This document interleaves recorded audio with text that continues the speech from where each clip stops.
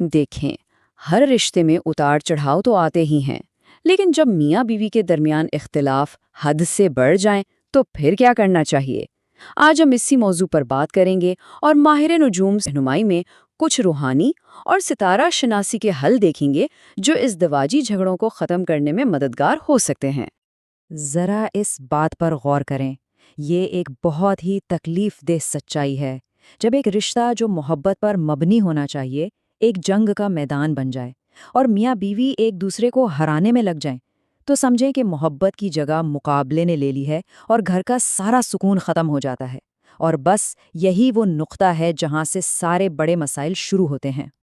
کسی بھی مسئلے کو حل کرنے سے پہلے اسے سمجھنا بہت ضروری ہوتا ہے نا؟ تو آئیے سب سے پہلے یہ دیکھتے ہیں کہ اس رہنمائی کے مطابق ازدواجی اختلاف کی اصل جڑ کیا ہے اور اس کی نشانیاں کیا کیا ہو سکتی ہیں۔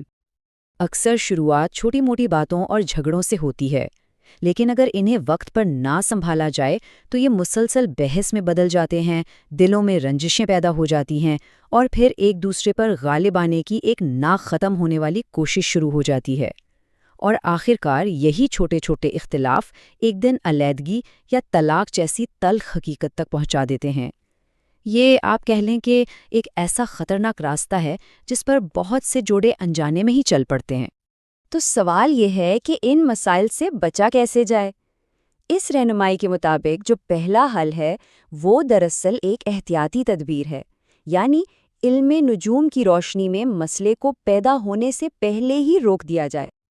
اچھا، یہاں ایک بہت ہی دلچسپ بات سامنے آتی ہے۔ بتایا یہ گیا ہے کہ شادی صرف دو لوگوں کا نہیں بلکہ صحیح وقت کا بھی ملاپ ہے، یعنی نکاح کے لیے کسی ماہر سے ایک مبارک وقت نکلوایا جائے تو یہ مستقبل میں اچھی ہم آہنگی کی بنیاد رکھ سکتا ہے۔ گویا ایک مضبوط رشتے کی شروعات ہی صحیح ستاروں کی چال سے کی جائے۔ لیکن صرف صحیح وقت ہی سب کچھ نہیں ہے، مزاجوں کی مطابقت یعنی کمپیٹیبلٹی بھی اتنی ہی ضروری ہے۔ اس کو سمجھنے کے لیے ایک بڑی اچھی مثال دی گئی ہے کہ جیسے دو سگے بہن بھائیوں کے مزاج بھی ایک دوسرے سے بالکل الگ ہو سکتے ہیں، تو زندگی بھر کے ساتھیوں میں ہم آہنگی ہونا تو اور بھی زیادہ لازمی ہے۔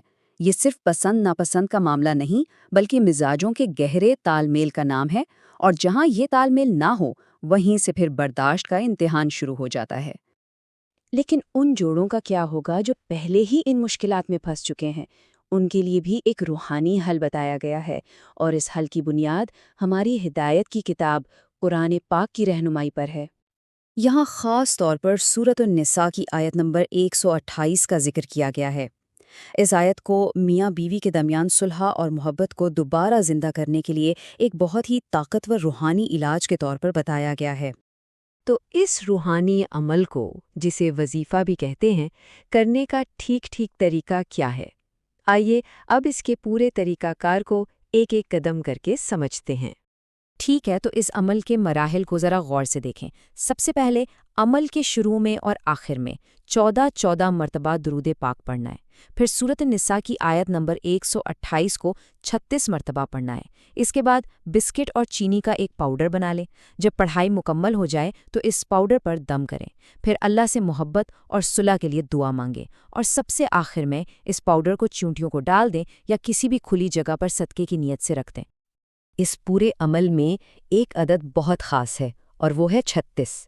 یاد رہے کہ اس قرآنی آیت کو ہر روز 36 مرتبہ ہی پڑھنا ہے۔ اور یہ صرف پڑھنے کی تعداد کی بات نہیں ہے، اس عمل کی مدت بھی 36 دن ہے، یعنی بہترین اثر کے لیے اسے پورے 36 دن تک بغیر کسی ناغے کے لگاتار کرنا ضروری ہے۔ یہاں اصل چیز مستقل مزاجی ہے۔ یہاں ایک بہت ہی اہم اور آپ کہہ سکتے ہیں کہ ہمدردانہ بات بھی بتائی گئی ہے۔ اگر کسی وجہ سے میاں یا بیوی خود یہ عمل نہ کر سکیں تو ان کی نیت کر کے کوئی اور چاہنے والا جیسے والدین یا کوئی قریبی دوست ان کی بھلائی کے لیے یہ وظیفہ کر سکتا ہے۔ تو اس ساری رہنمائی کا خلاصہ کیا نکلا؟ آئیے اب تک کے سب سے اہم نکات کو ایک ساتھ جوڑ کر دیکھتے ہیں۔ تو خلاصہ یہ ہے کہ ہمیں 2 راستے بتائے گئے ہیں۔ پہلا ہے احتیاط، یعنی شادی سے پہلے ہی نجومی رہنمائی لے لی جائے تاکہ مطابقت اور مبارک وقت کا خیال رکھا جا سکے۔ اور دوسرا ہے علاج، یعنی اگر مسائل پیدا ہو چکے ہیں تو ان کے حل کے لیے سورۃ النساء کی آیت 128 پر مبنی 36 دن کا روحانی عمل کیا جائے۔ لیکن مزے کی بات یہ ہے کہ دونوں راستوں کی منزل ایک ہی ہے، رشتے میں ہم آہنگی، سمجھ بوجھ اور محبت کو واپس لانا۔ یہ ساری باتیں ہمیں ایک بہت بڑے اور اہم سوال پر لا کر کھڑا کرتی ہیں۔ آج کے اس جدید دور میں ہمارے رشتوں کو سنوارنے کے لیے روحانی اور روایتی رہنمائی کی آخر کیا اہمیت ہے؟ اس پر سوچنا ہم سب کے لیے بہت ضروری ہے۔